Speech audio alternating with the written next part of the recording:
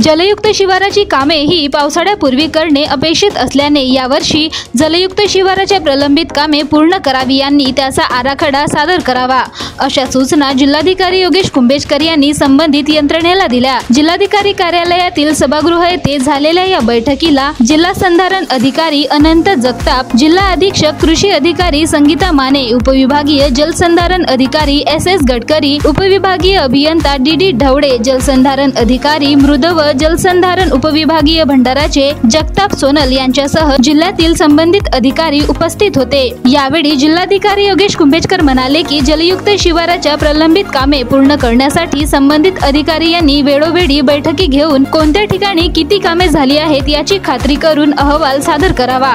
तसेच जलयुक्त शिवारांची कामे करण्यासाठी कामगारांची हजेरी पट ठेवावे।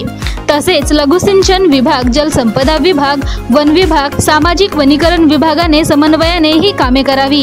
विभागामध्ये कोणकोणत्या गावांमध्ये काम चालू आहे याची अधिकाऱ्यांनी जाऊन खात्री करावी व कामाची उर्वरित निधीची मागणी करावी। सर्व विभागीय अधिकारी यांनी आपल्या स्तरावरून बैठका घेऊन जलयुक्त शिवाराच्या कामात येणाऱ्या अडचणी सोडवाव्यात। तसेच सर्व विभाग प्रमुखांनी आपल्या कार्यालयात नोडल अधिकारी यांची नेमणूक करावी व त्यांनी जलयुक्त शिवार कामांचा आठवडी अहवाल जिल्हा अधीक्षक कृषी अधिकारी यांच्याकडे प्रत्येक सप्ताहात सादर करावा, जेणेकरून भंडारा जिल्ह्यातील जलयुक्त शिवारांची प्रलंबित कामे पूर्ण होतील।